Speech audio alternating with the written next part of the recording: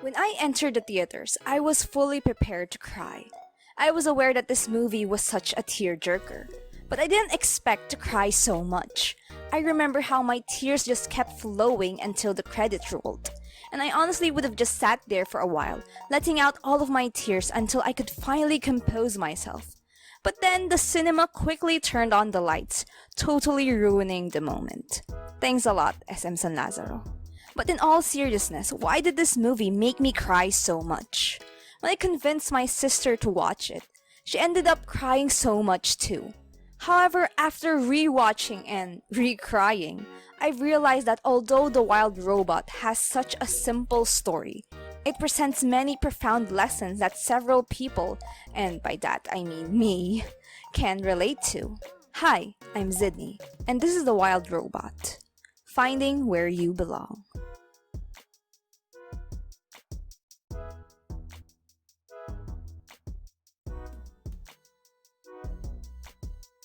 Belongingness. It's no secret that the main theme of this film is about finding where you belong. When Roz awakes, she finds herself stranded in a strange land. However, as any robot does, Roz does what they're programmed to do, to accomplish a task. But since she needs someone to tell her what to do, she turns to the only living creatures on the deserted islands, animals. But because Roz's language don't include wild animals, the animals respond as animals do when they don't understand. They attack. The animals see Roz as a monster because she's different, just as people in real life tend to fear what they don't understand. And it's not just Roz. Both Bright Bill and Fink are also rejected by the animals because they're different from the rest of them. Being a runt and raised by a robot, Bright Bill is also rejected by his fellow geese. They don't see Bright Bill as one of them. They've even insulted him, mocking his size and his relationship with the monster. And of course with Fink, sly foxes are always seen as untrustworthy outsiders. However, these three bond together to form an unlikely family.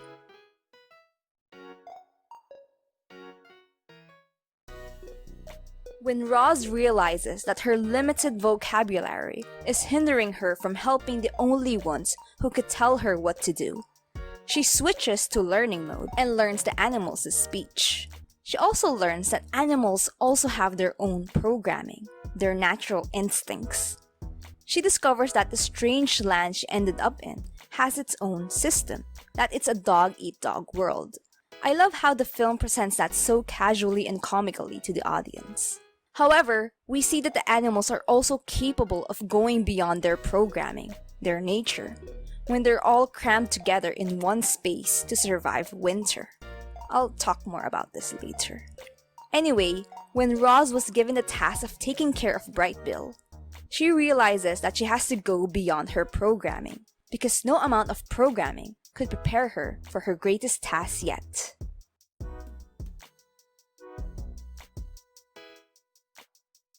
When Roz took up the challenge of taking care of Bright Bill, she thought that it was a simple checklist of feeding and teaching Bright Bill to swim and fly. But then she realizes that it's so much more than that. Roz finds out that there is no manual to motherhood. I do not have the programming to be a mother. No one does. We just make it up. Surprisingly, we also see that an unfeeling robot could even develop actual feelings. I feel fine. You should not feel anything at all. It just shows that motherhood can truly change someone, but not without sacrifice. As we have seen, raising Bright Bill and teaching him to fly has also taken a toll on Roz. And I will not leave until I have completed this task, which has delayed me, damaged me, and violated my protocols, potentially voiding my warranty. But despite that, Roz still does what's best for Bright Bill, even if it means losing a leg and letting him go. Honestly, I could just put in several clips from the movie to prove my point, but the wild robot just gets motherhood.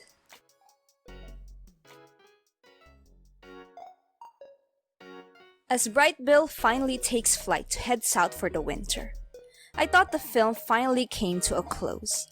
But I'm really glad that the story didn't end there. When winter came, Roz could have left the animals at the mercy of the storm. After all, Roz spent months being ridiculed and discarded by the animals. But when they needed help, she still saved them all. In the end, kindness is a survival skill after all, and shows that even animals can move beyond their nature, their programming, to care for each other. Then the final scene when they all banded together to rescue Roz, that's when she knew that she finally belonged. And even though universal dynamics tried to take away Roz's memories and power, she still heard Bright Bill because she heard him with her heart. I know it kinda sounds cheesy when I said it, but I promise you, it was one of the best moments of the film. You know I cried. And throughout the film, we see Roz, Bright Bill, and even Fink try to fit in.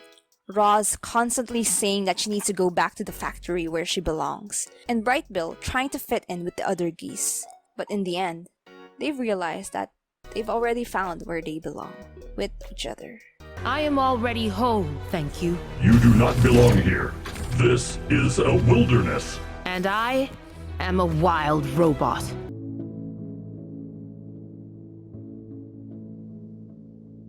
As someone who has felt out of place, who experienced not knowing where to sit during lunch, who has been told I don't belong, I felt truly seen.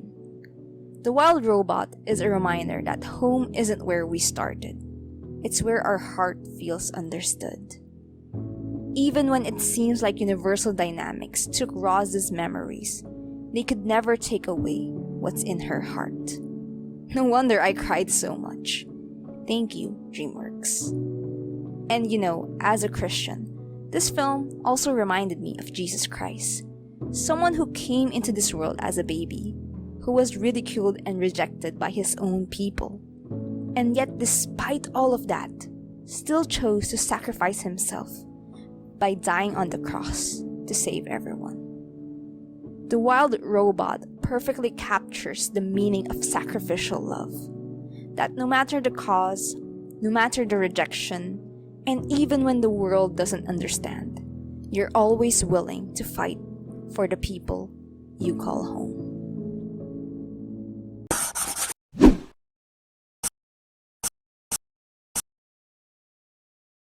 Hi guys, so The Wild Robot is insanely good. Easily my new favorite movie. It's really there. Top 5 my favorite movie that I could just watch over and over again.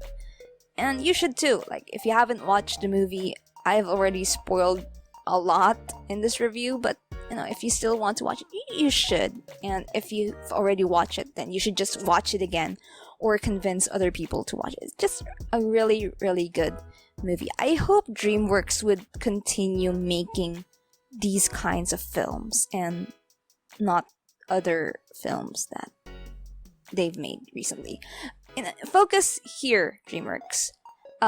Anyways, thank you so much for watching. Don't forget to like and subscribe. See you next time. Bye!